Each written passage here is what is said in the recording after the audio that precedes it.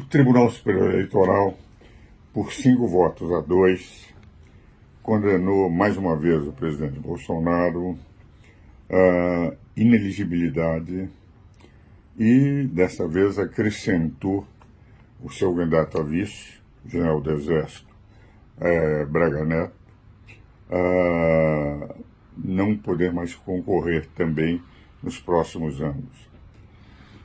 2 ministros mostraram que no dia 7 de setembro houve aquelas solenidades próprias do dia da independência, mas o tribunal entendeu que isso fez propaganda para a candidatura do presidente Bolsonaro e por isso ele teria que se tornar mais uma vez inelegível e o seu candidato a vice, o general do Exército, também dessa vez seria. É interessante como nós temos tido condenações no Brasil por meras manifestações. Assim ocorreu com o deputado Daniel Silveira, com palavras absolutamente inadequadas, mas manifestação sem problema nenhum.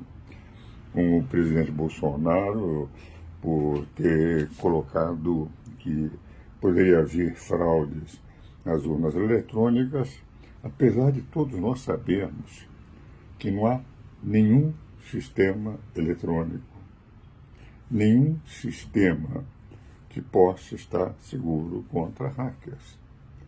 O Pentágono, o mais seguro de todos os sistemas de controle de um país, já foi repetidas vezes violentado por hackers. Eu mesmo coordenei com o presidente Ney Prado, na Academia Internacional de Direito e Economia, um dos congressos em que foi encerrado pelo eminente ministro Dias Toffoli, mas que o saudoso deputado federal Faria Lima disse que as urnas eletrônicas seriam possíveis de serem fraudadas. Por que não há sistema que seja absolutamente incólume aos hackers? Que, aliás, é o grande problema da inteligência artificial que nós vamos ter que enfrentar. Por mais que se regule, o crescimento de hackers no mundo é grande, porque hoje a meninada que está na escolar, eles aprendem cada vez mais a lidar com esses elementos que, para mim, um velho de 88 anos, representa uma dificuldade enorme. Eu sou ainda um homem que usa papel e caneta, mas os meninos de 7, 8, 9 anos que hoje trabalham com isso.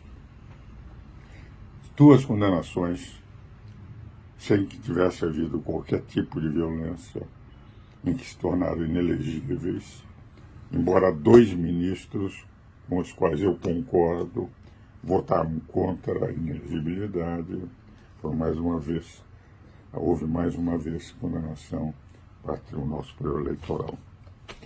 Cada vez mais, quando eu vejo no Brasil condenações por meras manifestações, me dando a impressão de que só um conceito de democracia que pode ser dito pelo Supremo Tribunal Federal ou pela Justiça Eleitoral, e não é aquilo que impôs o Constituinte, que eu vivi naqueles 20 meses de debates constituintes, que seria o povo a definir, e quem poderia representar o povo eram aqueles que o povo elegesse, que são os deputados, senadores, vereadores, mas o Poder Judiciário é apenas um poder técnico, poder para garantir aquilo que os outros fazem, mas que não pode fazer.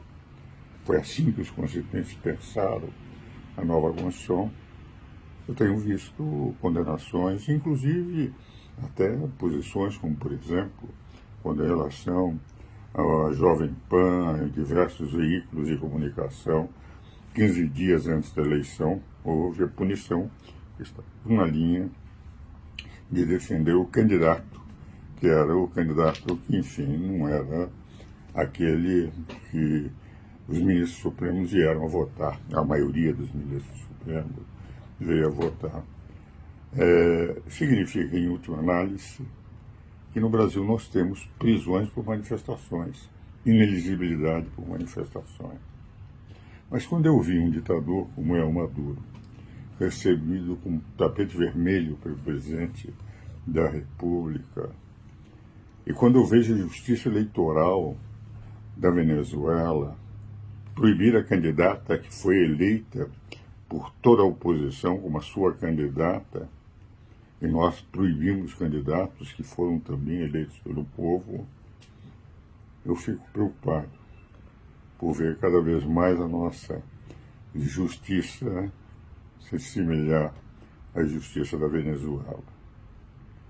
E o que me preocupa é que aquilo que a Universidade de Gotemburgo da Suécia declarou pelo Instituto Veden, que o Brasil é uma democracia apenas eleitoral, mas em que o povo não manda, onde há presos políticos e censura da livre expressão, que, infelizmente, parece que a Universidade de Gotemburgo, na Suécia, que mede a temperatura das democracias em todo o mundo, possa ter razão. Nós corremos cada vez mais o risco de entender que democracia no Brasil é o direito que cada eleitor tem de pensar rigorosamente igual ao que pensa os magistrados brasileiros.